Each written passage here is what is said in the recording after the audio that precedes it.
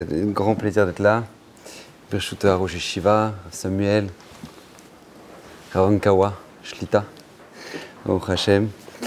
Alors voilà, aujourd'hui j'ai pensé traiter un sujet d'actualité parce que pour le coup c'est la paracha et c'est un sujet vraiment très important et je pense tout simplement qu'on ne peut pas aborder la vie qu'on a à l'heure actuelle dans notre société sans avoir compris ce principe. Sans le vivre, sans en être conscient, et vraiment parce que on y est confronté vraiment au jour le jour. Et vous savez, moi, la première question que je me suis posée pendant des années, c'est comment est-ce possible qu'on prenne, je sais pas, 12 Shabbatot, je crois que c'est 12 parachutes, 12 Shabbatot du Sefer Bereshit, on te lit des parachutes que tout le monde connaît. C'est pas, tu reviens sur Parashat Mishpatim, je comprends, c'est-à-dire tu as des mitzvot que il y en a tellement que tu en as peut-être zappé une ou deux, tu vois, c'est-à-dire donc tu as besoin de revenir dessus. Mais le Sefer Bereshit, 3 mitzvot. 3 mitzvot. La première c'est Piria Verivia, la deuxième c'est Brit Mila, la troisième c'est Guid Hanaché. Voilà, sur tout le Sefer Bereshit, tu as 3 mitzvot. Le reste, des histoires que tout le monde connaît. C'est-à-dire tu interroges des enfants au GAN, ils te racontent la paracha. Il te raconte la paracha. Et toi, vas-y, on va te faire 12 Shabbatot avec les 12 parachutes pour te raconter des histoires que des enfants de 5 ans, de 6 ans, de 7 ans, ils connaissent. Comment c'est possible? Si maintenant, au moins, on avait, je sais pas moi, fait un kitsour, c'est-à-dire on les lit d'un seul coup, c'est des histoires, quoi. Non, on va s'arrêter, on va te raconter. Alors, c'est les parachutes avec Avraham, après c'est les parachutes avec Yitzhak, les parachutes avec Yaakov. Makarapo, qu'est-ce qui se passe? Et le Maharal, en fait, il répond à cette question. Il dit qu'en fait, on doit étudier les histoires du Sefer Bereshit comme on étudie des mitzvot. Chaque mitzvah elle a ses tenants, ses aboutissants, dans quelles conditions tu l'as fait, dans quelles conditions tu ne l'as fait pas, etc. Et bien, c'est exactement la même chose pour les histoires du Sefer Bereshit. C'est-à-dire qu'en fait, on attend de toi que tu les étudies tout comme tu étudies une mitzvah. Et c'est très important d'en être conscient parce que justement, par exemple, Eliyahu Hanavi nous marque dans Tana de Eliyahu, il nous dit Chayav Adam Lomar Bechol Yom, Matai Yagiu Maasai le Maaseh Avotai Avraham Yitzhak Yaakov. Quand est-ce que mes actions atteindront celles de Avraham Yitzhak Yaakov? C'est-à-dire que nous maintenant, quand on doit avoir une sheifa, on doit aspirer à quelque chose dans notre vie, et bien tout simplement, c'est quoi? C'est ressembler à Avraham Yitzhak Yaakov. C'est ça notre ambition, c'est Avraham Yitzhak Yaakov. Et maintenant, ce n'est pas seulement ça, mais le Ramchal, il dit un homme, il doit s'arrêter et réfléchir chaque jour pour se demander mais qu'est-ce qu'ils ont fait Avraham, Yitzhak, Yaakov pour être tellement aimés par Hachem? Comment se fait-il qu'ils étaient tellement appréciés par Hachem? Je ne sais pas si vous imaginez un peu, Hachem, il veut détruire Sdom, ok? Donc il veut retourner la ville, Hiroshima, il veut raser tout le monde. Maintenant, il dit non, mais ça ne se fait pas. Ça ne se fait pas. Pourquoi ça ne se fait pas? Mais non, parce que je n'ai pas prévenu Avraham. Et je suis obligé de le prévenir. Je ne peux pas détruire ce homme et ne pas prévenir Avraham. Donc je suis obligé de lui en dire un mot. Donc il faut absolument que j'aille le voir. Et donc il va voir Avraham Avinu. Et Avraham, il va se mettre à prier, etc. Vous connaissez la suite de l'histoire. Mais c'est quand même incroyable. C'est-à-dire Hachem, il s'empêche de faire des choses parce que quoi? Il n'a pas demandé à Avraham. Mais comment c'est possible? Comment c'est possible? Qu'est-ce qu'ils ont fait ces gens-là pour être tellement appréciés et tellement aimés par Akadosh Baruch Hu? Et en fait, je voudrais justement aborder avec vous ce sujet-là parce que vraiment, il est essentiel et vous avez toute la vie devant vous. Et Baruch Hashem, vous avez toute la vie devant vous. C'est une chance que vous avez. Et bien, sachez qu'Avraham, Yitzhak et Yaakov, ils étaient particulièrement aimés parce qu'ils avaient compris le cadeau qu'ils avaient dans leurs mains. Et qu'ils ne doivent pas perdre de temps. Et qu'ils ne se sont donné aucun répit. Avraham, Yitzhak et Yaakov, ils se sont donné aucun répit. Il y a un travail à faire, c'est clair, on avance, on le fait. Et ils ont réalisé ce qu'ils ont réalisé, ils ont réalisé leur potentiel. Et ils étaient éprouvés là-dessus. Chacun dans leur domaine. Tu prends un homme comme Avraham Avinu. Il était le symbole du chesed, d'accord? Le Hamoud ha-chesed Avraham. Sur quoi il va être éprouvé? Sur son chesed. Sur son chesed, il va être éprouvé. Sarah, elle lui dit, tu jettes Ishmaël et Agar. Maintenant, Ishmaël, il a 42 fièvres. Il le balance avec un morceau de pain et de l'eau. Maintenant, lui, il reçoit 3 Arabes chez lui.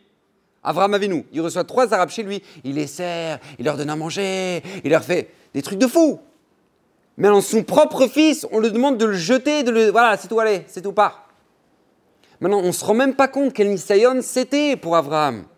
Que le monde entier, lui, le recevait chez lui, mais par contre, ce qui est chez lui, il doit le jeter. Maintenant, deuxième épreuve, la Akedat Yitzhak. C'est-à-dire au moment où maintenant, lui, il était le summum du chesed, de la bonté, il va devoir shriter son fils. Mais les gens, ils pensent que, oui, bon, alors c'était une shrita qu'il fallait qu'il fasse à Yitzhak. Mais c'est pas ça, Yitzhak, il devait être un korban ola. Alors, je vous passe les détails, mais un korban ola, c'est-à-dire, de quoi? On lui enlève la peau, on lui retire la peau, on coupe les membres, on donne la tête avec les membres. C'est un korban ola. C'est pas tu devais faire un coup de couteau et puis c'est tout, bah voilà, mon fils, je t'ai toujours aimé. Non, c'est pas ça. C'est un korban ola. Et lui maintenant, Avraham, il s'était conditionné à faire ça sur Yitzhak. C'est Nora Vayom. Pourquoi Avraham Avinu, il était éprouvé d'Avka sur le chesed? Nous dit le Rav Dessler quelque chose d'extraordinaire. Écoutez bien, c'est un yesod dans l'avoda, c'est un yesod dans toute votre construction personnelle. C'est que depuis la faute de Adam Arishon, il n'y a plus entièrement du mauvais ou entièrement du bien. Tu ne peux pas avoir un acte entièrement 100% bien et 100% mauvais. D'accord? Tu peux avoir quelqu'un, il a un païtan, il chante de folie, il a une voix très très belle et tout, il va monter à l'abima, il y aura du kavod. Il y aura du kavod. Pourquoi? Parce qu'il ne peut pas avoir un acte entièrement 100%, voilà, les shem shamaim. C'est le travail d'une vie, ça. Donc même si maintenant c'est bien, c'est beau et tout, c'est bien, c'est une belle mitzvah, ça n'enlève pas du tout, ça a son mérite à sa mitzvah, c'est magnifique. Mais il y a ce travail-là à faire, du kavod. Et c'est pareil pour le mal. Moi, j'ai vu des gens qui travaillaient dans le forex. Je dis, mais dis-moi, non mais sérieux, t'arrives à dormir le soir? Ça, je lui dis, t'arrives à dormir le soir? Tu sais que là, la vieille, tu as raccroché, elle va se suicider. Tu lui as pris toutes ses économies de toute sa vie. Tu sais qu'elle n'a même plus d'argent là maintenant. Tu peux dormir le soir. C'est ce qu'il m'a répondu. Il m'a dit, mais Rav, vous savez, en Israël, c'est pas facile, garder sa parnassa, voilà, j'en ai besoin pour ma femme et mes enfants. C'est-à-dire que même lui qui fait le travail le plus pourri de pourri, quoi, c'est-à-dire il arnaque les gens, et ben même lui, il va te trouver les Shem Shamaim. C'est pour ma femme, mes enfants, je peux pas laisser comme ça. Même lui.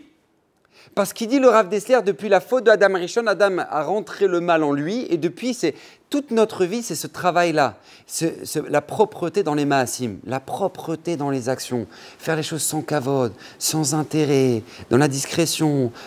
Vous avez des malachim devant vous, vous avez Rav Samuel, vous avez Rav Kaplan, vous avez des gens, mais qui toute leur vie, c'était ce que je vous explique là ce soir.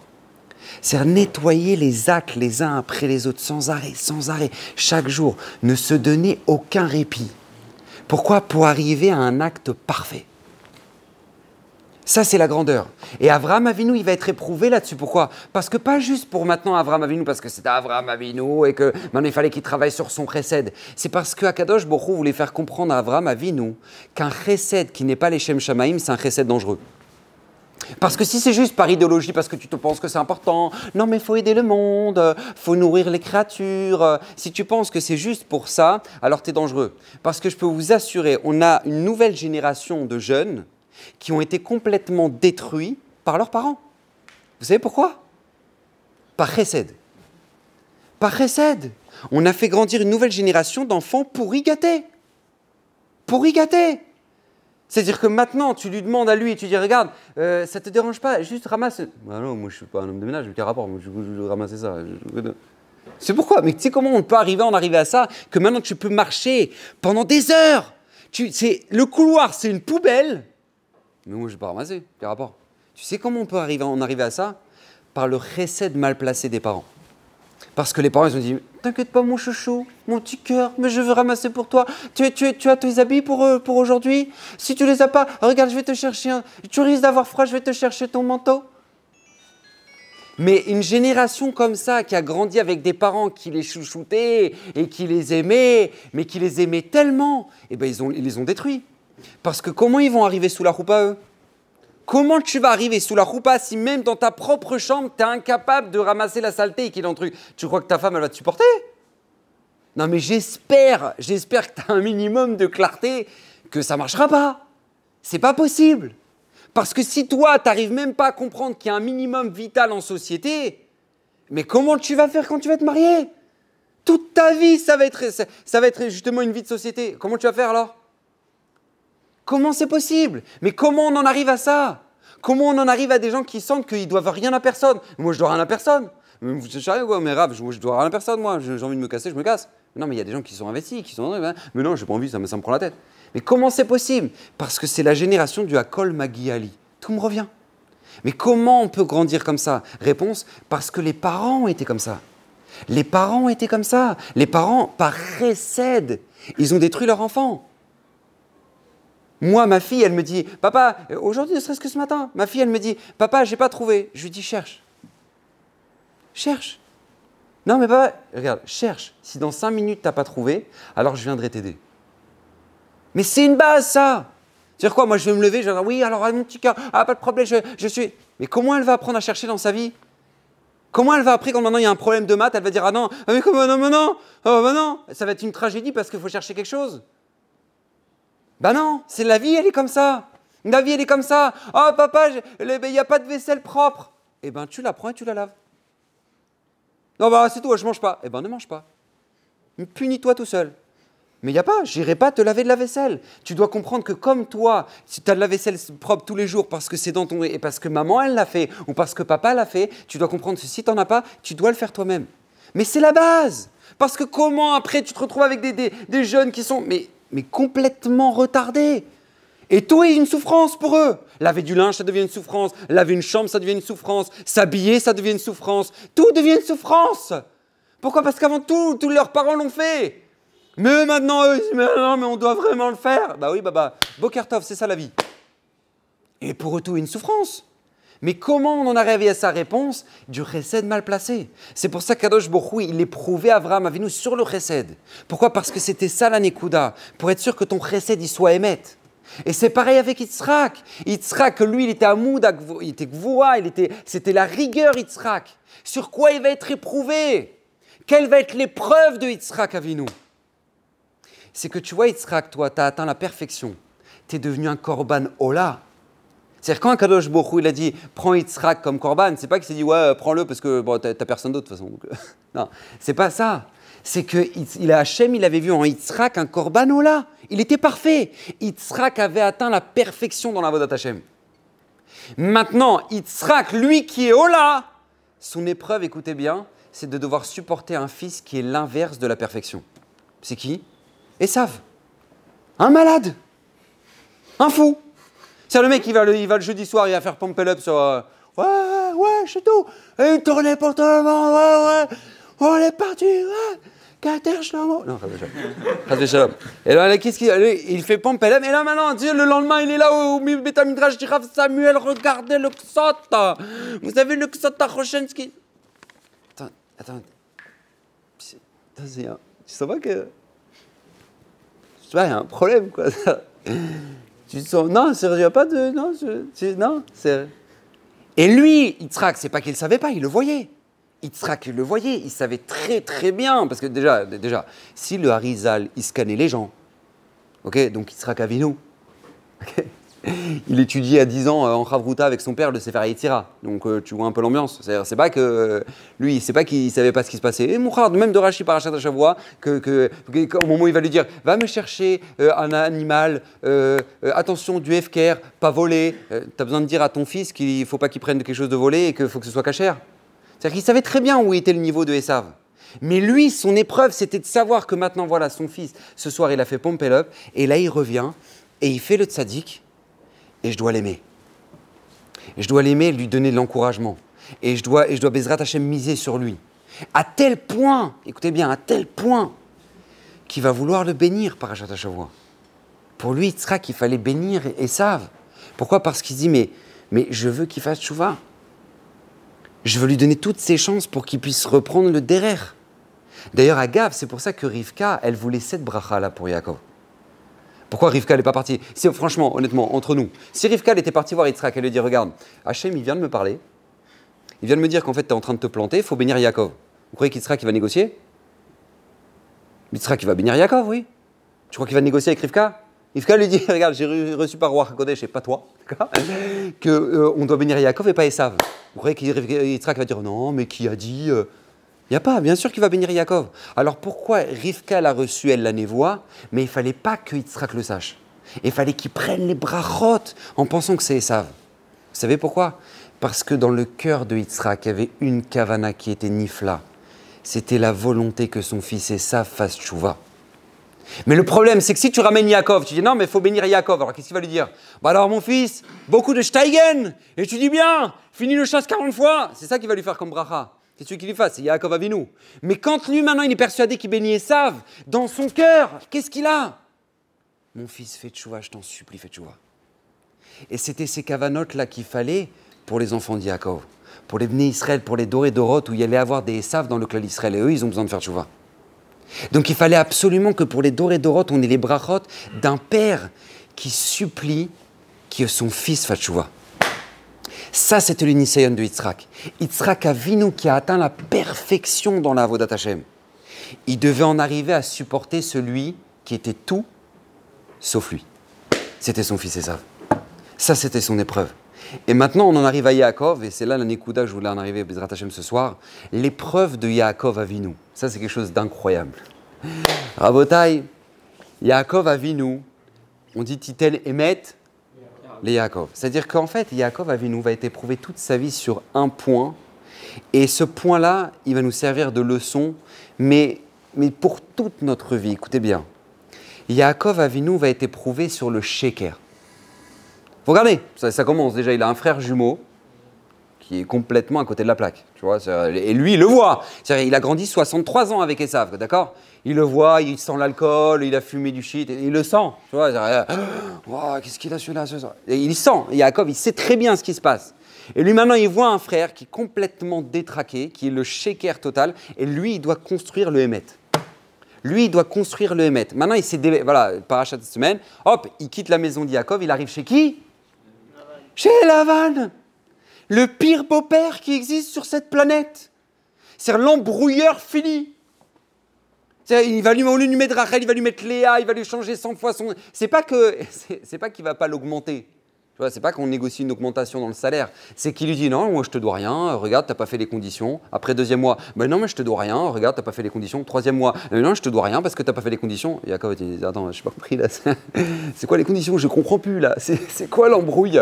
Et lui maintenant, c'est ton beau-père. Donc c'est pas que c'est ton patron, tu peux lui dire bon écoutez, je crois ça va pas aller, hein. D'accord, je prends mes affaires, je pars. Non, c'est ton beau-père. Ah, c'est l'horreur. Maintenant lui, il se débarrasse de Lavan. Il a fini. Baruch Hashem, il a fini. Qui c'est qui lui ment? Qui c'est qui va lui mentir? Ses propres enfants. Ses propres enfants vont lui mentir. Qu'est-ce qu'ils vont lui dire? Regarde, papa, il y a la tunique de Yosef, elle est pleine de sang. Il s'est fait croquer. Alors que ce sont tous des mythos. Ils sont tous en train de mentir. C'est eux qui l'ont vendu. Et ils arrivent genre, oh, papa. Et là, ils voient Yaakov qui se déchire l'habit. Et ils sont là, genre, on va faire les shivas. Et ils sont assis par terre avec leur père pendant une semaine. Oh, bah, vraiment, une kadal, vite kadage. Non, mais je sais pas si imaginez un peu l'ambiance. C'est Yaakov, là, c'est ça, il est mort. Ils vont lui mentir et Adassov, ça va aller. Parce que nous dit le Midrash, comment c'est possible au moment où Yaakov il était mourant sur son lit, on va appeler Yosef. Demandez mes farchim, je comprends pas, on a besoin d'appeler Yosef. Ça fait plus de 20 ans que tu n'as pas vu ton père, tu n'es pas avec lui là, sans arrêt, H24. Non, il faut aller l'appeler, regarde ton père, il est pas bien là, il faut que tu viennes. Mais il est où Yosef? Nous dit les Mefarchim, vous savez où est-ce qu'il était Yosef? Il ne voulait pas être avec Yaakov. Pourquoi? Parce qu'il ne voulait pas se retrouver dans une situation où maintenant son père il va lui dire « Dis-moi mon fils, qu'est-ce qui s'est passé ?» Donc Yosef, comme il ne voulait pas se retrouver dans une situation où il va devoir parler sur ses frères, etc., et raconter, il lâchait les dossiers, donc qu'est-ce qui se passe? Il préférait ne pas être avec Yaakov. C'est jusqu'au bout, durant toute sa vie, Yaakov va être confronté au mensonge. Et pourquoi je vous dis ça et pourquoi c'est tellement important? Parce que cette épreuve-là, il n'y a personne qui l'a averti. Il n'y a personne qui l'avertit. Akadosh Baruch Hu, il ne va pas lui dire « Regarde, je t'envoie chez Lavan, c'est un embrouilleur fini, mais t'inquiète pas, tiens bon. » Il ne lui dit pas ça. Il n'y a personne qui le tient au courant, Yaakov, de ce qui va se passer. Regarde, je vais te faire naître avec un frère, bon, voilà, il n'est pas normal. Regarde, après, tes enfants, ils vont te mentir. Jamais. Jamais Hachem, il lui parle, et jamais il lui parle de son Nisayon à lui. Donc il n'est pas au courant, et pas seulement il n'est pas au courant, ça va durer toute sa vie. C'est pas que ça va durer 2 ans, 3 ans, 4 ans, 10 ans, toute sa vie. Toute sa vie. Et avec qui? Avec les gens de sa propre famille. Ça commence par son frère, après par son beau-père, et après par ses propres enfants. Alors, pourquoi je vous dis ça? Parce que le Ramban, il nous dit un grand yesod, Maaseh Avot, Siman Labanim. N'oubliez jamais, ce qui s'est passé chez les Avot, Avraham, Yitzhak et Yaakov, c'est un signe pour les enfants, pour toutes les générations. Et si Yaakov Avinu a été confronté durant toute sa vie à ce sheker-là, à ce mensonge, c'est parce que nous, justement, dans notre vie, on est confronté justement à ça. Vous savez, Chazal, il définit le monde dans lequel on vit, ils le définissent comme Alma des Shikra. Le monde de mensonge. Le monde de mensonge. C'est-à-dire ce monde-là dans lequel on vit, on voit, voilà, c'est Alma des Shikra. Et on le sait tous. Franchement, on le sait tous. On sait très bien que c'est un monde de mensonge. Parce que qu'est-ce qui se passe? Tu regardes, tu vois lui, il fait son petit footing tous les matins, il est en bonne santé, il tient son régime et tout. Tu vois, il est bien, mec, il est bien. À 40 ans, AVC, il part. Et là, t'as l'autre, il a 80 ans, tu sais plus trop ce qui fonctionne dans son corps ou ce qui fonctionne plus.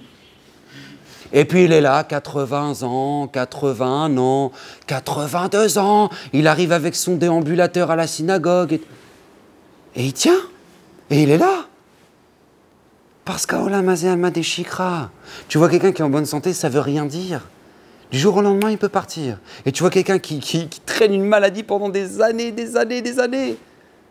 Ça veut rien dire du tout. Et c'est pas dans tout, c'est vrai. Je me rappelle, Rav Samuel, il fait toujours le midrash vendredi soir. Il avait raconté un midrash extraordinaire, Rav Samuel. Il avait raconté Rabbi Yoshua ben Levi. Je me souviens de ce midrash-là qu'il avait raconté. Rabbi Yoshua ben Levi, il rencontre le Malach Hamavet. Sympa. Il est à Yesh, il rencontre le Malach Hamavet. Donc là maintenant, il lui dit, ouais, moi je l'aime, et tout, comment ça va? Et il voit le Malach Hamavet mort de rire. Pour le coup, il est vraiment mort de rire. Il rigole. Tu vois. Alors il lui dit, pourquoi tu rigoles? Pourquoi tu rigoles? Alors le Malach, il lui dit, mais t'entends pas la musique? T'entends pas la musique? Il dit, ouais, j'entends la musique. Et alors? Il dit, tu sais ce que c'est? Alors il dit, non, je sais pas ce que c'est. Il dit, c'est un anniversaire. Il fête l'anniversaire de papy. Il a 80 ans. Alors Rabbi Yoshua ben Levi lui dit, bah ok, mais pourquoi tu rigoles? Il dit, ils savent pas, je viens le chercher demain. C'est du midrash. Midrash mais forage. Pourquoi? Parce que tu dis, ouais. Et les gens, les anniversaires, ils disent, ouais, papy, jusqu'à 120 ans. Mais t'en sais rien. Alma des Shikra. Alma des Shikra. Ah, et c'est pareil pour tout. Tu regardes la richesse, t'as des gens, ils roulent en Mercos, mais ils mangent du riz chez eux. Ils n'ont même pas d'argent. Ils sont endettés jusqu'au cou, mais ils ont acheté la dernière Mercos en 2500 paiements, je sais pas combien. Mais ils se la jouent. Genre, ils arrivent, t'as vu? Et moi, je me rappelle, quand j'étais au collège à Herzliya, il y avait un vieux monsieur. Il arrivait, tous les minchas, sûrement qui était là depuis le matin aussi, mais je le voyais, tous les minchas. Tu vois un vieux monsieur comme ça, il arrivait, il s'asseyait dans le coin de la synagogue, il faisait pas tahaliaou, et comment ça? Et puis il avait la casquette la casquette russe, genre avec les oreillettes sur le côté, genre relevées comme ça, genre Moscou, la place rouge, genre. Tu vois le truc. Et tu le voyais, tu avais envie de lui donner des pièces de tzedaka. T'avais vraiment, il faisait de la peine. Maintenant, lui, il avait 2 tours à Tel Aviv. Lui, si vieux que tu vois les trucs, il avait 2 tours à lui à Tel Aviv. T'as l'autre qui se la joue, hein, et il est complètement submergé par les dettes. Et t'as l'autre, il est là, il a 2 tours à Tel Aviv. Parce que ce que tu vois, c'est Alma des Shikra. C'est Alma des Shikra. Chazal, il te dit, mais franchement, et tu vois les couples comme ça, ils sont là, hein, sur Insta. Ah, ils mettent de peau, Ah, ils se mettent de peau, ils sont frères, regarde comme ils sont frères. Ah, ils sont frères. 1 mois après, t'apprends qu'ils divorcent. 1 mois après, t'apprends qu'ils divorcent. Et par contre, tu vois le religieux, là, le petit kéblo, le religieux, le rabbin, il touche pas sa femme en public. Et puis voilà. Et puis c'est chez lui que tous ceux qui ont des problèmes de shalom bayit, ils vont lui poser des questions. Puis il y a un problème là, le truc que j'ai pas compris. Eux, ils sont frais, fraîcheurs comme ça, ils sont fraîcheurs. C'est eux, ils sont heureux, non? Non, ils se tapent, ils s'insultent, ils se crachent dessus. Je vous en passe. Hachem Yirachem, ce qui se passe dans les maisons. Hachem Yirachem. On a passé le... Il y a 700 mariages par an à Paris. Il y a 400 divorces. Ok, c'est les chiffres maintenant. Il y a 700 mariages, il y a 400 divorces. Donc les fraîcheurs, ok, ça dure 2 mois. Ok. Et après, qu'est-ce qui se passe? Eh ben, ils vont voir le rabbin. Ils vont voir des Rav Samuel. Des rabbins comme ça, des Bnei-Brak comme ça, des religieux comme ça. C'est eux qui vont voir, pour dire comment on parle à sa femme, qu'est-ce qui se passe, comment on fait. C'est eux qui vont voir. C'est eux qui vont voir. Alors, il est où le shaker, il est où le mensonge, il est où la vérité? Et mais quand tu vois ça, tu dis, bah non, franchement, oh là là, tous les religieux, ils voient du mal partout. Ils voient du mal partout. Mais je t'en supplie, regarde, ne serait-ce qu'il y a 7 milliards de personnes dans ce monde. Il y a 7 milliards de personnes qui vivent dans un shaker. Mais dans un shaker. Non, honnêtement, regarde, franchement, vous prenez l'avion, Tel Aviv, Paris, ok? Prenez l'avion, Tel Aviv, Paris. Vous êtes assis à côté d'un monsieur, bonjour monsieur, très sympathique. Vous dites, ah, vous avez de la famille à Paris? Ah, lui dit, ah, on va à Paris? Toi, tu lui dis, bah oui monsieur, on est dans le vol Tel Aviv-Paris, on va à Paris. Oh, mais je ne savais pas. Ah, attends, excusez-moi, ça veut dire quoi que vous ne saviez pas? On est dans le vol Tel Aviv-Paris, c'est marqué sur le billet. Il dit, ah non, moi je vous explique, moi je kiffe l'avion. Moi, je kiffe l'avion, je trouve ça sympa, ça me fait des sensations, on voit le ciel en haut et tout, c'est sympa. Donc, du coup, voilà, donc, on est dans le vol Tel Aviv-Paris. Maintenant, vous me dites qu'on va à Paris, d'accord, ok, on va à Paris. Je vous pose la question, il existe une personne sur cette planète qui prend un avion et qui ne sait pas où est-ce qu'elle va? Bah, d'ailleurs que non, ça n'existe pas. Eh bien, il y a 7 milliards de personnes sur cette planète qui sont dans l'avion de la vie, ils ne savent pas où ils vont. Je sais pourquoi tu es là. Bah écoute, la plage, c'est sympa. Et puis l'iPhone, t'as vu, il est sorti. Et puis la PlayStation, t'as vu la 5 là. Et puis... Non mais attends, j'ai pas compris. Tu vas où là? Non mais pourquoi t'es là? Qu'est-ce que tu dois faire? Qu'est-ce que tu dois pas faire? Je sais pas. Pourquoi t'es là? C'est pas une question compliquée. Où est-ce qu'elle est la destination? T'as 7 milliards de personnes qui vivent dans le shaker. Dans le shaker. Sans se poser la question. Mais comment c'est possible ça? Regardez comment c'est possible. Vous savez, la réponse, elle est très simple. Écoutez bien, elle est très simple. Le Satan, il a une arme.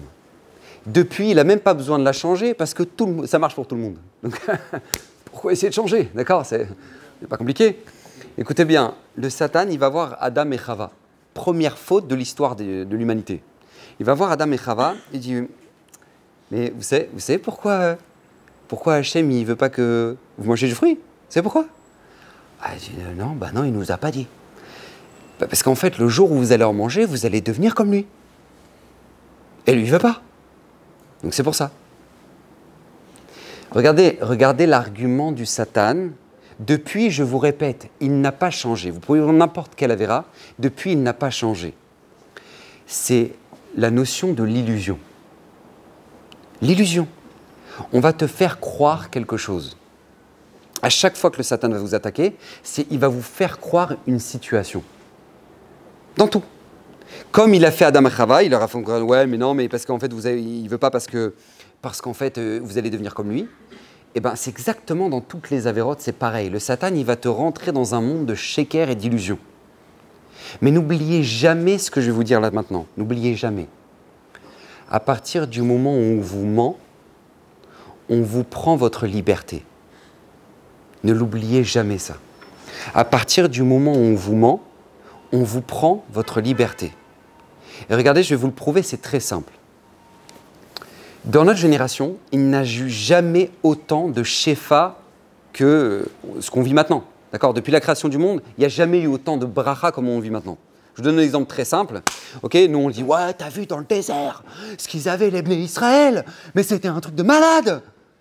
Ils avaient les Hanan Kavod, ils avaient les nuées de gloire, d'accord? Que ça faisait des miracles. Alors ça faisait quoi comme miracle? Alors on va rentrer dans le détail. Ça faisait la clim. Il faisait trop chaud, ça te refroidissait l'atmosphère. Et puis si jamais maintenant il faisait trop froid, eh ben ça faisait le chauffage.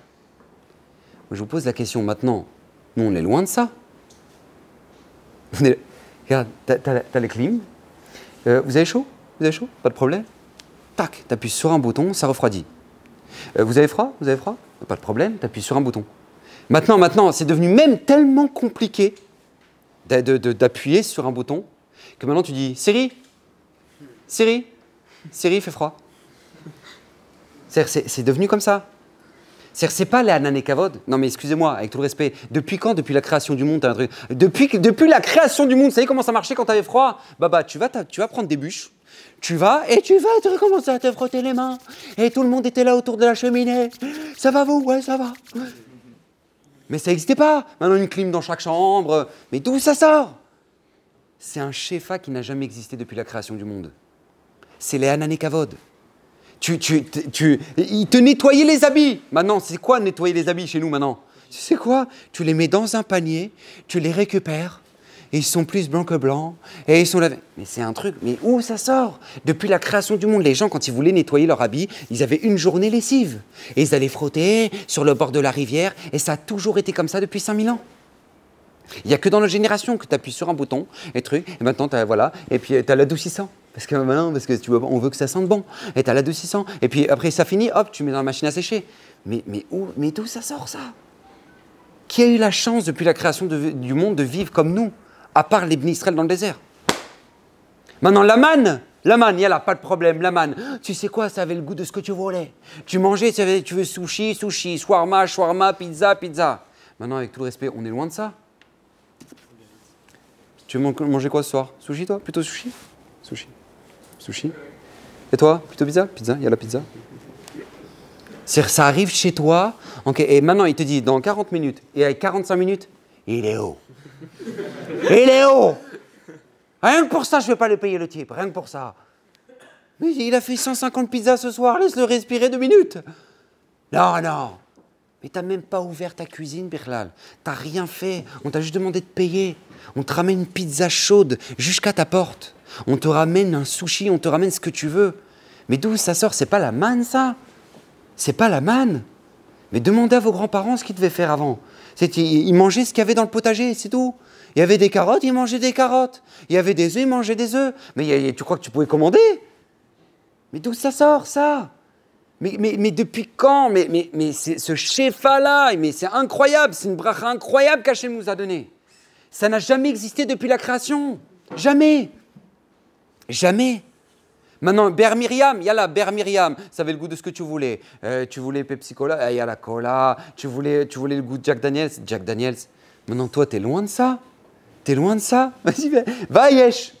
Alors voilà, maintenant, tu as le goût mangue avec cassis des forêts. Walia. Schweppes, mangue, cassis des forêts. Genre, ils ne savent même plus quoi inventer comme goût. Ils ne savent même plus quoi faire comme goût. Tu vois qu'ils s'arrêtent à pêche et trucs, et non, ils vont te faire, voilà, après ils vont te faire cerise des bois, et sur le... C'est un Schweppes. Ils vont te faire cerise des bois. Schweppes, cerise des bois. Mais d'où ça sort? Regardez pourquoi? Parce qu'on vit dans une génération où il n'y a jamais eu autant de shefa. Moi, je vous pose la question, avec une telle bracha, ça a ramené le bonheur dans la vie des gens? Est-ce que vous voyez les gens avec la banane sur le visage? Est-ce que vous les voyez le matin? Comment ça va toi? Et toi? Bah moi ça va. Et toi? Bah moi ça va. Écoute, moi tout va bien. Bah Baruch Hashem. Je crois qu'il n'y a jamais eu autant de dépressifs depuis la création du monde que dans notre génération. Il y a un Français sur 2, et je suis très gentil, sous antidépresseur. Il y a un taux de suicide chez les adolescents qui n'a jamais existé. Attends, j'ai pas compris alors. Alors j'ai peut-être raté un épisode. Comment c'est possible? C'est-à-dire on n'a jamais eu aussi peu de soucis et on n'a jamais eu autant de dépressifs. Mais comment ça marche? Comment ça marche? Vous savez pourquoi? La réponse, elle est très simple. C'est parce qu'en fait, on nous a vendu de l'illusion. On nous a vendu de l'illusion. On nous a fait croire que ce qu'on avait, eh ben, c'était tout. Alors qu'en fait, c'est rien. Parce que moi, je vois les jeunes, et je vois comment ils réagissent. Ouais, mes parents, ils m'ont saoulé. C'est quoi, ils m'ont cassé la tête. Mais moi, je me casse. J'ai hâte de me marier. Attends, j'ai pas compris. Que ce soit bien clair. À partir du moment où toi, tu peux pas te blairer tes parents, ne pense pas que tu vas pouvoir supporter ta femme. Non, je te l'annonce direct. Ne dis pas que tu ne seras pas prévenu, personne t'a prévenu. Je t'annonce. À partir du moment où tu ne sais pas supporter tes parents, je t'annonce, le level au-dessus, ce sera ta femme. Parce qu'elle, elle va te mettre les nerfs. Mais pas tes parents à côté. Tu vas aller pleurer chez tes parents d'ailleurs, tu verras. Tu vas finir par aller pleurer chez tes parents. Tu disais, ouais, ils m'ont pris la tête, tu verras, tu vas finir par pleurer chez eux. Mais comment toi tu dis, ouais, je me casse, mais moi, ça y est, la vie. Moi, ça y est, mes parents m'ont pris la tête. Mais reste gentil, reste calme et baisse la tête. Parce qu'à partir du moment où tu n'as pas compris dans ta vie que tu dois savoir t'accorder avec tes parents, eh ben, je t'assure que ton Shalom Bayit, ce sera un échec. J'ai même pas besoin de... C'est certain. Parce que tant que maintenant, tu ne sais pas t'arranger dans le savoir-vivre avec les gens qui sont la base de ta vie, mais comment tu vas t'arranger avec une femme qui est l'inverse de toi ? Qui est l'inverse de toi, je vous annonce. Même si vous voulez dire, ouais, non, on se comprend, y a du feeling. Ok, ça c'est les 2 premiers mois, d'accord ? Après, tu vas vite comprendre que c'est l'inverse de toi. C'est comme ça que ça marche. Et c'est comme ça que ça marche. Mais à partir du moment où toi, tu n'as pas compris ça, mais tu seras malheureux. Et je peux vous assurer que les mêmes qui disaient sur leurs parents, ouais, ils m'ont pris la tête, oh, moi j'ai hâte de me casser, j'ai hâte de me barrer, eh ben ce seront les mêmes qui à 25 ans, 30 ans, ils vont se barrer de leur maison. Ce seront les mêmes qui vont finir par divorcer. Les mêmes. Parce qu'ils vivent dans l'illusion que tu peux fuir tes problèmes et ne pas les affronter. Alors que ça, c'est le plus grand de tous les mensonges. Tes problèmes, tu te les tapes, tu te les règles, point barre. Et si tu ne le fais pas, eh ben, toute ta vie, tu vas traîner avec. Et ça va ça va faire effet boule de neige après. Ça va être encore pire. Et c'est comme ça. C'est comme ça. Et c'est comme les parents qui disent, ouais, moi, mes enfants, j'ai hâte qu'ils grandissent parce que je peux... Non, j'ai pas compris. Petits enfants, petits problèmes. Grands enfants, grands problèmes. C'est comme ça que ça marche. Mais que personne ne vous vende une illusion que oui, non, mais après, si tu veux... Mais ça n'existe pas, ça. Ça n'existe pas. Donc les gens, qu'est-ce qui se passe ? Ben, ils se retrouvent en dépression. Ah ben ouais, eh ben, c'est pas ce que je pensais de ma vie. Et puis je sais vraiment pas ce que j'espérais. Mais t'espérais quoi ? J'ai pas compris. Disneyland ? Disneyland, c'est ça que t'espérais ? Mais va regarder Mickey après quand il va changer dans le studio. Va regarder Mickey après s'il fait le sourire de Mickey. Va le voir. Mais comment tu peux croire que ça, tu peux croire un instant que ça va marcher comme ça ? Vous savez, aux États-Unis, ils ont fait une expérience dans une université. Je ne sais plus laquelle. Bon, bref, ça ne change rien de toute façon. Ils ont pris tous les étudiants, ils leur ont demandé quel sera le jour le plus joyeux. Enfin, en tout cas, non, quel sera le jour qui entraînera la plus grande joie dans leur vie. Et qu'est-ce qu'ils ont répondu ? Presque la quasi-totalité. Le diplôme. Le jour où ils auront leur diplôme. Le jour où ils auront leur diplôme, ils seront heureux. Ils les ont tous pris 3 mois plus tard. Eh bien, sachez que le taux de joie, il est exactement le même pour tous ceux à qui ils ont posé la question qu'au moment où maintenant ils leur ont posé la question avant. C'est-à-dire que maintenant, vous regardez, vous avez eu votre bac là. Vous sentez que vous avez la pêche ? Ça vous a changé votre vie ? Vous sentez ça ? Maintenant, ça fait plus de 3 mois. Alors, il y en a que oui, mais ça dépend de quoi. Écoutez bien, ils se sont rendus compte de quoi ? Il y en a que oui, pourquoi ? Parce que ceux qui étaient dans un état de simcha avant, ils l'étaient même après. Et ceux qui étaient dans un état de dépression avant, ils l'étaient encore après. C'est comme ça. Parce que ne crois pas, ne pense pas un instant que maintenant on va te vendre un truc, on va dire oui, mais non, t'inquiète pas, ça va te changer ta vie. Mais c'est pas comme ça que ça marche. Ton bonheur, c'est à partir du moment où maintenant toi-même tu l'as créé par ton propre travail et qu'à partir du moment où maintenant toi-même t'as senti que t'as changé quelque chose dans ta vie. Mais un diplôme. À quel intérêt maintenant d'être dentiste, t'as divorcé 2 fois ? Ça t'a changé quelque chose ? Tu te sens plus heureux, plus épanoui ? Ah, tu dis, bah, au moins, je suis dentiste. Quel rapport ? C'est les gens les plus malheureux, ceux-là. Et pourtant, ils ont pas fait dentaire ? Oui, ils ont fait dentaire. Mais ça fait des gens heureux ? Va taille que non. Mais ça, encore une fois, je vous dis, le Satan, il veut dans tous les domaines nous vendre de l'illusion. Et c'est pareil dans l'amour. Voilà, là, dans l'amour, qu'est-ce qu'il va pas te vendre ? Je vous assure, il n'y a pas un seul garçon dans cette salle, mis à part Ravan Kawa, qui savent ce que c'est que l'amour. Il n'y a personne. Vous savez pourquoi ? Ah oui, pardon. Vous savez pourquoi ? Vous savez pourquoi ? Je veux dire pourquoi. Parce que tout simplement, vous connaissez le désir. Vous ne savez pas ce que c'est que l'amour. Parce que vous savez ce que c'est qu'aimer quelqu'un ? C'est quand maintenant il est 3 heures du matin et que ta femme, elle est capoute, que toi, tu as travaillé, et que qu'est-ce qui s'est passé ? Il est 3 heures du mat, le bébé, il pleure. Et que là, tu dis, laisse, je vais m'occuper du bébé. Le jour où tu sauras faire ça, ça veut dire que tu aimes une personne. Mais quand maintenant, non, on est frais, on a fait y venir, on s'aime et tout, on se connaît tout.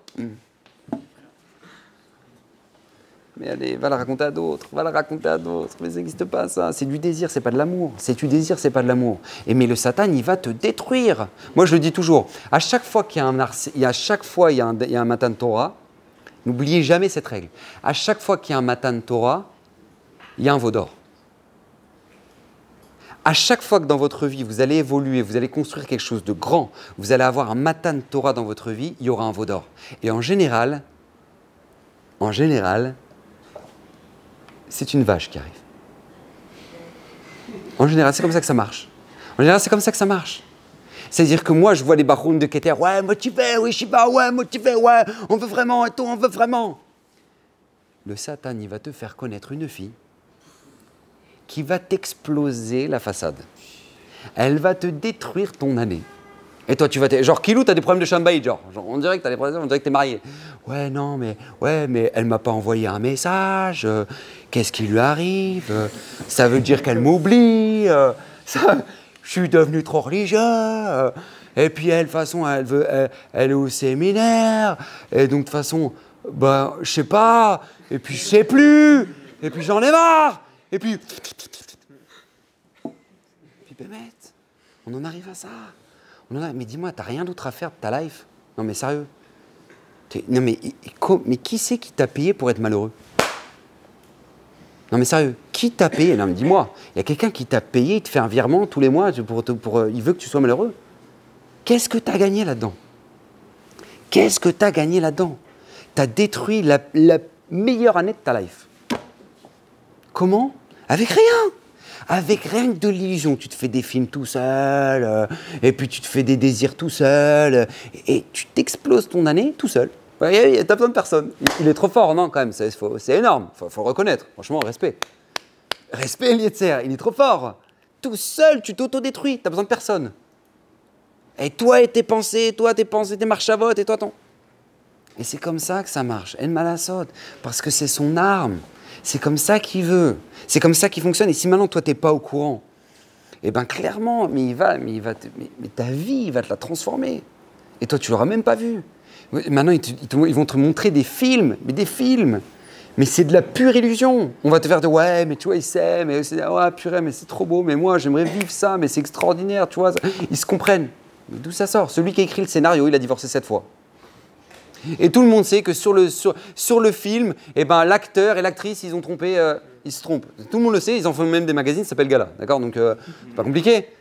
C'est à maintenant, tout le monde le sait. Tout le monde le sait. Mais les gens, ils regardent le film, genre, oh, tu te rends compte? Non, mais vraiment, ouais, non, mais vraiment, c'est incroyable. Mais qu'est-ce qui est incroyable? Je t'en supplie, qu'est-ce qui est incroyable? L'illusion, elle est incroyable.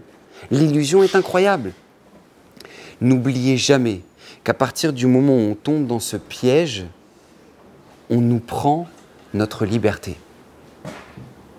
Parce que tu as toute la liberté d'être heureux dans ta vie. Tu as tout pour l'être. Tu as toute la vie devant toi.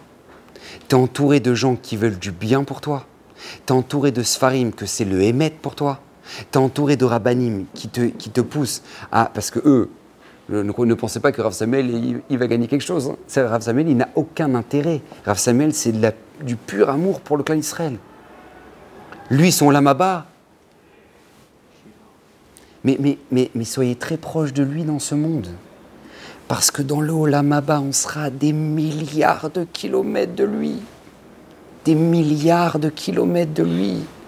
Mais soyez très très proche de lui ici. Parce que là-bas, parce qu'il a construit toute sa vie une vie de Hémet, toute sa vie une vie de valeur, toute sa vie une vie de... Mais où est Hachem? Comment je peux m'approcher de lui? Comment? C'est ces gens-là, c'est ça. Mais il faut s'accrocher à ces gens-là. Il faut être imbibé de la Gdoucha de ces gens-là. Il faut les saouler. Saouler les rabbanim. Accrochez-vous à eux. Accrochez-vous à eux un maximum parce que il n'y a personne d'autre sur cette planète qui vous donneront plus un message de vérité que eux. Personne d'autre. C'est-à-dire, ce que vous emmagasinez là maintenant, ce sera pour toute votre vie. Alors faites des bonnes valises. Faites des bonnes valises parce que des gens émettent, comme Rav Samuel, comme le Rav Kaplan. Je sais pas, j'en cherche encore. J'en cherche encore. Et vous êtes là, vous vivez avec eux. Vous vivez avec eux. Moi, je vous dis avec le recul, mais vous savez combien j'aurais peur maintenant, avec le recul que j'ai, de vexer Rav Samuel, de lui faire de la peine. Un homme sur qui la Shrina, elle réside. Akadosh Baruch Hu birvodo be'atzmo. Et c'est pas Stam, tout le monde peut le voir, par la hashgacha qu'il a dans la yeshiva, mais par tout ce qu'il fait, tout est Kodesh Kodashim. J'ai demandé une fois à Rav Kaplan, qu'est-ce que vous pensez de Rav Samuel? C'est ce qu'il m'a répondu. Il fait partie des 36. Il fait partie des 36 sadikim qui tiennent le monde. Maintenant, je tiens à vous rappeler, quand même, parce que c'est quand même important, que Rav Kaplan, il a fréquenté tous les Gdolé Israël. Okay, que ce soit le Rav Shar, que ce soit le Stapler, que ce soit Rav Yecheskel Liebenstein, que ce soit Rav Lopian, c'est-à-dire il a vécu avec eux, il allait en vacances avec eux, il voyageait avec eux, il se déplaçait avec eux, il conduisait leur voiture. Okay, ça c'était Rav Kaplan. Donc quand il te parle d'un gadol, en général, il sait de quoi il parle. D'accord? Parce que lui, il a vécu avec eux. Quand lui, il vient te dire que Rav Samuel, il fait partie des 36, c'est-à-dire c'est pas genre le chassid qui est fou, qui dit « Ouais, non, je suis sûr que mon Rosh Hashiva, c'est un des 36 ». Non, non, lui, il a vécu ce que c'est que le Gdolé Israël et il voit Rav Samuel. Vous savez comment... Mais quelle peur j'aurais de le vexer un jour, de le décevoir un jour. Mais tu déçois la Shrina. Alzé l'Agmara, la Mishnah dans Pirkavot, elle dit tout celui qui est cholek sur le rabot, mais qui est le cholek à la Shrina. Comme ça me dit Razal. Parce que Béhémet, il n'y a rien d'autre, c'est Kol Kulo Retzon Hashem. C'est un homme qui n'a aucun intérêt, mis à part celui de Retzon Hashem. Donc quand tu vexes Rav Samuel, tu vexes qui en fait? Bah Hashem. C'est aussi simple que ça. Mais nous, on vit dans l'illusion, on dit ouais, bah oui, bon, c'est un Rav, hein, c'est un Rosh Hashiva, hein, il y en a plein de Rosh Hashiva. Non, non, non.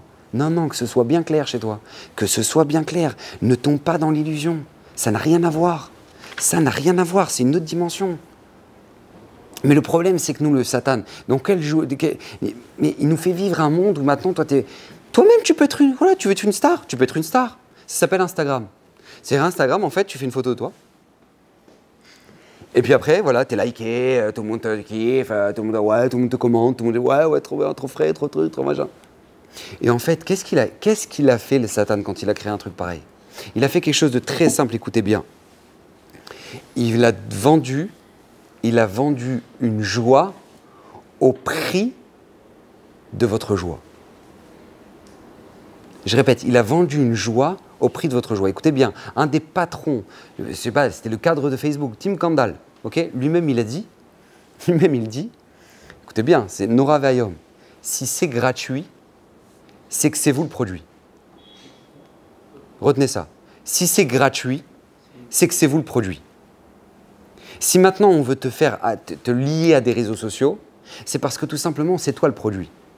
Ne pense pas un instant qu'on cherche ton bonheur. Parce que la preuve, c'est quoi Instagram? C'est au moment où maintenant toi tu es dans ton lit le soir, et puis tu es à Keter, et puis tu vois tout le monde, ah purée il est parti à mariage lui, arrête, ah il a acheté des baskets, ah il est frais, ah il mange une pizza, ah il a un shawarma, attends, qu'est-ce qu'il mange là? Et en fait, toi, t'es le seul clochard, en fait. T'es tout seul, en fait. En fait, le monde entier kiffe, et toi, non. Voilà, ce soir, toi, non. Donc, vous savez ce qu'ils vont te forcer à faire? Ils vont te forcer à poster. Pour te persuader que toi aussi, t'es heureux. Donc, du coup, tu vas faire « Hé, les baskets! Hé, opa, t'as bien me? La fraîcheur? Hé, Nesty! » Mais je t'en supplie. Mais je t'en supplie, mais qui t'a demandé de faire ça? Et les gens, ils me le disent. Ils me disent, mais Rav, on souffre de ça. On aimerait ressentir le besoin, on aimerait ressentir ne plus avoir le besoin de devoir montrer une photo de nous. Mais ils ne peuvent pas, parce que c'est un système qui est vicieux. Tu as du mal à te décrocher de ça, parce qu'on te vend un monde d'illusions. On veut te faire croire que le bonheur, c'est ça. Mais comment on peut te faire croire un bonheur que maintenant, vous savez, moi je vais vous dire une chose, quand j'étais petit, moi j'ai 35 ans maintenant, mais quand j'étais petit, on faisait des photos, je me rappelle quand on partait en Tioul et tout, on faisait des photos du paysage. Avant c'était comme ça, on faisait des photos du paysage. Après il y a eu l'étape d'après, c'est quoi? C'est les photos en groupe. Ouais, vas-y, venez tous, ouais, venez, ouais, ok. Maintenant c'est quoi? C'est dégage. Moi.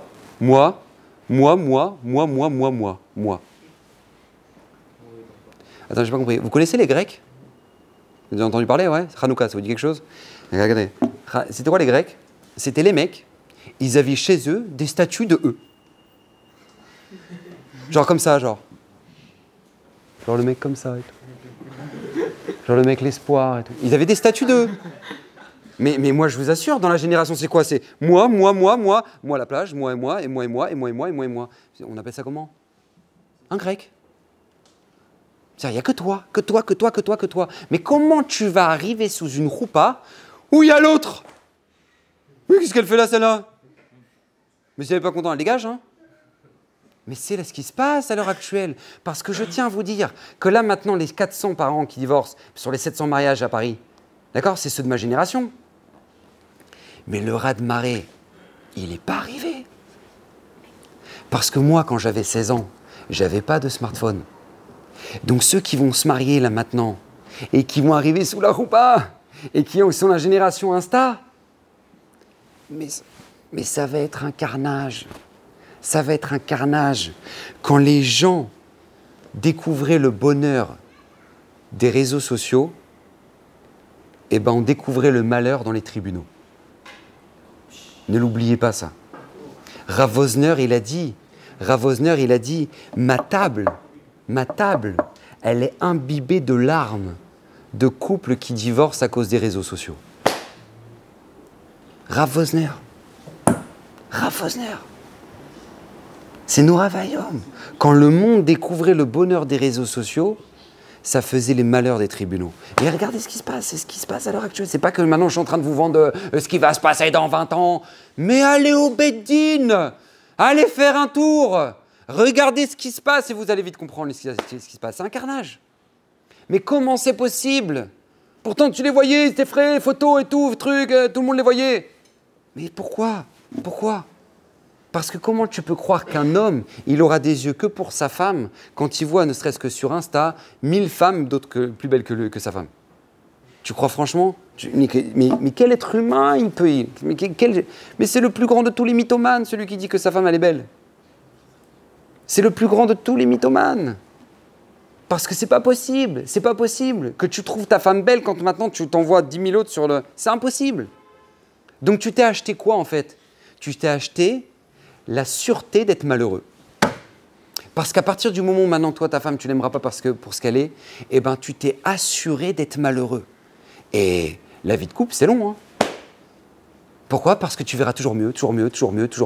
Alors que c'est de l'illusion, c'est que de l'illusion, c'est 100% illusion. Mais le Satan, il a réussi, il t'a pourri ta vie. Le plus grand chesed que tu te fais avec toi-même, c'est quoi? C'est à partir du moment où maintenant tu décides de faire attention à tes yeux. C'est le plus grand recette que tu te fais avec toi-même.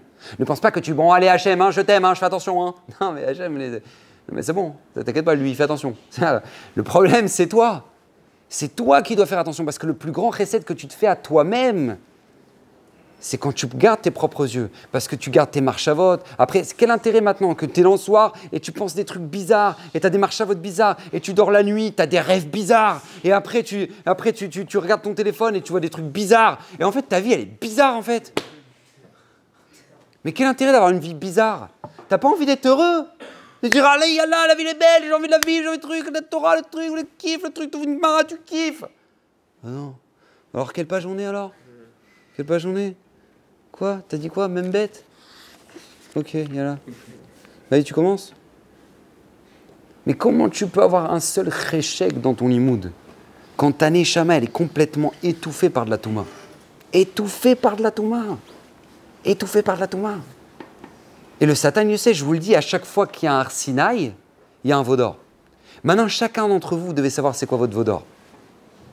Vous arrivez dans un moment dans votre vie, là, qui a un moment extraordinaire de Hémet. Maintenant, on ne peut pas plus vous ramener le Hémet que d'avoir des Rabbanim qui sont Hémet, d'avoir des Sfarim qui disent le Hémet. Tu ne peux pas être plus dans le Hémet que ici. Ok? Tu peux pas. C'est-à-dire là, tu as atteint le summum. Donc, si maintenant, là, ici, tu es dans le Hémet, je t'avertis, il y a un Vaudor. Maintenant, c'est à toi de le chercher. Il y en a pour qui ça va être la copine, il y en a pour qui ça va être leur téléphone, il y en a pour qui ça va être la perte de temps, il y en a pour qui ça va être... Peu importe. Mais il y a un Vaudor. Maintenant, vous devez le saisir et ne pas vous planter. Parce que de ça peut dépendre toute votre année et donc par conséquent votre vie. Par conséquent votre vie. Ça dépend de choses aussi simples que ça. Et le Satan, il va se battre pour justement vous détruire ça. Parce qu'il ne veut pas que vous soyez heureux. C'est pour ça que nous, on s'appelle les Bnei Israël. On ne s'appelle pas les Bnei Yaakov. Pourquoi on s'appelle les Bnei Israël? Parce que pour que tu n'oublies jamais que tout comme Yaakov Avinu, il va recevoir son nom Israël après s'être battu contre le Malach, contre le Satan, contre le Samer même, contre l'ange de Esav. Là, il va s'appeler Israël. Alors nous, on s'appelle Israël à ce nom-là. Pourquoi? Parce que tu dois savoir que tu as dans toi la capacité de te battre contre ce Sheker. C'est pour ça qu'au moment où il va se battre avec Yaakov, quelque chose d'incroyable, au moment où il va se battre avec Yaakov, c'est marqué « Vaï avec Ishimo ». Et Rachid, il dit quoi sur place? Il dit « la poussière, et la poussière qui est montée jusqu'au Kissi Kavod ». Et bon, moi, j'avais jamais compris c'est quoi, genre, ouais, il se fight et tout, le truc, l'autre, il prend, ouais, tiens, du tac, il le prend dans la poussière. Alors, j'ai pas compris, je ne comprenais pas l'intérêt de... Il dit le Malbim, écoutez bien, mais pirouche extraordinaire du Malbim. Le Malbim, il dit, ça veut dire quoi? Il y avec Ishimo. C'est qu'au moment où Yaakov, il devait se confronter au Satan. Vous savez ce qu'il a fait le Satan pour qu'il perde le combat? Il a fait plein de poussière. Parce que quand il y a plein de poussière, tu vois rien. Tu sais plus c'est quoi, oui, ou t'es pas là, tu dois faire ce que tu dois pas faire. T'es perdu. Alors sachez que quand vous arrivez dans des moments dans votre vie où tu sais plus t'es quoi, tu dois faire quoi, tu sais plus, ouais, t'es là, t'es à Keter, mais t'es à Paris, ouais, mais à Paris c'était bien, ouais, mais truc. Et quand tu sais plus quoi faire, sache que c'est ça. C'est le Satan qui se bat contre toi. Veille avec Ishimo. Mais tu as la force, parce que tu t'appelles des Bnei Israël, on s'appelle les Bnei Israël, tu as la force de te battre contre lui. Tu l'as cette force-là. Tu l'as en toi parce que tu es un descendant de Yaakov Avinu. On est tous des Bnei Israël. Et tout comme lui, durant toute sa vie, ce combat, c'était le combat contre le Sheker, c'était le combat contre le mensonge. Alors sachez que c'est la même chose dans votre vie. Ne jamais se mentir. Être honnête dans ce que vous faites. On fait des erreurs, être honnête qu'on fait des erreurs. Ne pas les rendre, ne pas mettre un tampon de cache-route sur nos avérotes. En aucun cas. Tu fais des erreurs, vous allez parler au rabbanim. Vous allez voir Ravan Kawa, vous allez parler, mais parlez. Ne mettez pas un tampon de cache-route sur vos avérotes. Non, il y a un problème, c'est normal, c'est normal. Vous êtes là pour les corriger, vos problèmes. Il n'y a pas de quoi avoir honte. Vous êtes là pour corriger le problème. Vous n'êtes pas là pour endormir les problèmes. Vous êtes là pour les corriger. Vous êtes là pour vous modifier. Vous êtes là pour vous bonifier. Vous êtes là pour ça. Et les rabbanim, ils sont là pour ça. Donc ne pensez pas que quand vous arrivez avec un problème, ouais mais le Rav il va me juger, ouais mais le Rav il va jamais accepter, ouais mais le Rav... Mais vous êtes là pour ça. Vous êtes là pour savoir où est-ce qu'il est le Hémet dans votre vie. Pourquoi quand vous prenez une Gemara, je ne sais pas quelle Gemara vous étudiez là maintenant? Baba Kama. Shorchenagar, yalla, Shorchenagar, tu la vache, elle prend ça. Dis-moi, Shorchenagar, c'est pas compliqué, hein. Shorchenagar, et toi tu cherches, oui, alors le short il est tam, il est moite, qu'est-ce qu'il est, t'as abayé, t'as rava, t'as rachid, t'as ton et tu discutes, et au moment où tu réfléchis quoi, tu cherches quoi en fait? Tu cherches, qu'est-ce qui se passe si j'avais une vache qui a encore un taureau? Non mais t'es sérieux? À Bnei-Brak, t'as déjà vu une vache, t'as déjà vu un taureau? À Paris aussi, t'en as déjà vu? Non, c'est quand tu es dans le vol Elal et que tu survoles la Suisse. Si tu en vois un, peut-être. Mais quel intérêt alors d'étudier des heures et des heures ça? Vous savez pourquoi? Parce que quand vous étudiez votre Sougia, la Torah vous apprend à réfléchir et mettre. C'est ça tout le but. Tout le but de ta Sougia, c'est d'arriver le Hémet de Abaye, le Hémet de Rava, le Hémet de Rashi, le Hémet du Marsha, le Hémet. Tu dois chercher. Parce qu'on veut te formater ton cerveau à réfléchir Hémet. C'est comme ça. Et c'est pas évident, parce que ça fait 18 ans qu'on réfléchit à l'envers. Donc c'est normal que c'est pas évident. C'est normal que ce soit dur. Mais c'est ça le bonheur de la vie. Parce que vous allez voir, toute votre vie, ce sera une sougia. Votre femme, ce sera une sougia. Vos enfants, ce sera une autre sougia. Votre parnassa, ce sera une sougia. Combien d'heures vous allez travailler, ce sera une sougia. Chaque chose de la vie, c'est une sougia. Mais si maintenant, toi, tu réfléchis traloued, eh ben, le Satan, il va t'éclater la face. Je te l'annonce direct. Il va te faire travailler du matin au soir. Il va te dire, ouais, vas-y, fais ton petit daf le soir quand t'es crevé à 10h et tu vas t'endormir devant. Et ta vie, elle ressemblera à rien. Et tu vas passer 40 ans de ta vie. À quoi? En fait, t'as pas étudié, t'as rien fait. Pourquoi? Pour un Olam Haba qui vaut les Netzachim. Mais comment maintenant, toi, tu peux avoir cette clarté dans ta vie que quand tu fais des choix, c'est des choix qui sont émettent qu'à partir du moment où tu as l'ornen. Qu'à partir du moment où maintenant, toi, tu t'es assis, tu as étudié, tu as ouvert ta sougia et tu t'es cassé la tête à comprendre où est-ce qu'il est le émettre. Il n'y a que comme ça que tu réfléchiras à émettre dans ta vie. Et c'est le combat du Satan. C'est pour ça qu'il veut vous pourrir votre seder, il veut vous pourrir votre sommeil, il veut vous pourrir chaque chose. Pourquoi? Parce qu'il sait que votre vie et le bonheur de votre vie dépend de vos sougiotes, dépend de vos efforts, dépend de l'investissement que vous mettez dedans. Ça dépend que de ça. Vaille avec Ishimo, il veut vous embrouiller, il veut vous faire vivre un monde d'illusions. Mais ne tombez pas dans le panneau. Baruch Hashem, ce soir, on vous est averti. Chasdé Hashem, chaque matin de Torah, il y a un veau d'or. Sachez-le, le Satan, c'est vous qui veut, c'est pas les gens à Paris. Les gens à Paris, là, une fois, ils ont dit au Rav Shar, Rav Shar à Pognovitch, il a dit, vous croyez que le Satan, il est à Tel Aviv? Mais ça fait longtemps qu'il est parti de Tel Aviv. Ils n'ont même plus besoin de lui. Le Satan, il est à Pognovitch. Le Satan, il est ici. C'est vous qui veut. Parce que c'est vous qui lui avez pourri le travail. Ça fait 18 ans qu'il essaie de vous détruire. Ça fait 18 ans qu'il ne veut pas que vous fassiez le choix que vous avez fait cette année. Vous croyez franchement qu'il va vous foutre la paix? Mais il veut vous éclater. C'est vous qui veut. Vous sortez de Keter, vous avez un point rouge là. Vous avez un sniper qui vous attend. Parce que c'est vous qui veut. Parce que c'est vous qui êtes dans le Hémet. Vous croyez que les gens de Paris, il est là-bas? Il n'a pas besoin. Il leur envoie un Instagram, ils sont détruits en 2 secondes. Tac, tac.